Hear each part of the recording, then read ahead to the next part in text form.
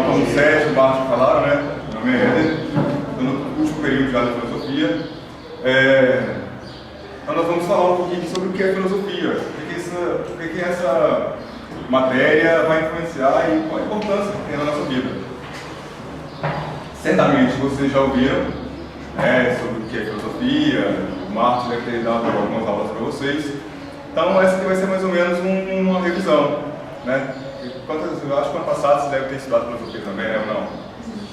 Primeiro ano de filosofia de vocês? Então vamos ver. Mas vamos lá, para vocês, o que é filosofia? A arte, sabe? A história do pensamento faz parte da nossa vida, desde quando você começa a se questionar, como a nossa colega disse, a Jaqueline falou, a história do pensamento, é a base. Então, desde o momento que você começa a questionar o que é a coisa, como é isso, por que acontece, isso já é filosofia. Ela é completamente baseada nos deuses. Tudo é Deus.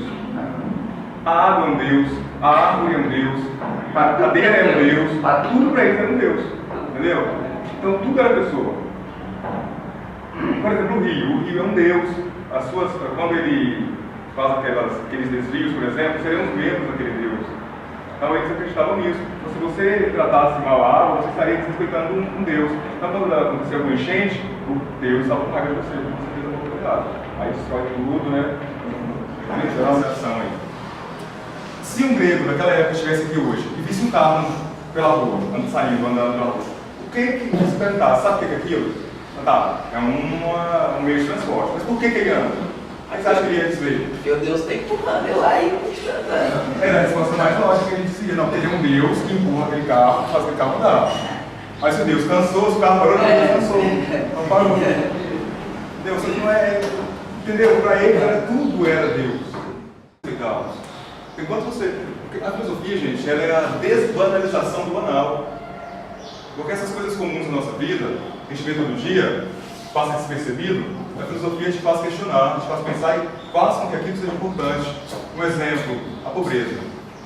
Para a gente é muito comum, às vezes, passar na rua e ver um mendigo, ou ver alguém passando fome. Mas a partir do momento que você começa a pensar, por que essa pessoa passa fome? O que aconteceu com ela que ela está assim? Por que ela passa por isso e eu não? Por que é a pobreza? Aí você começa a questionar e você vê que isso é importante e isso te incomoda.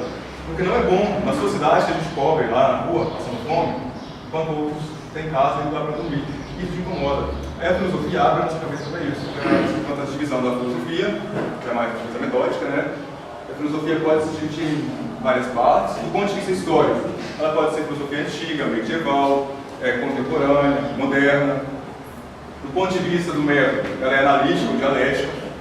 Analítica é mais a questão da análise mesmo, e a dialética é a questão da posição, de pensamentos, de opiniões, né?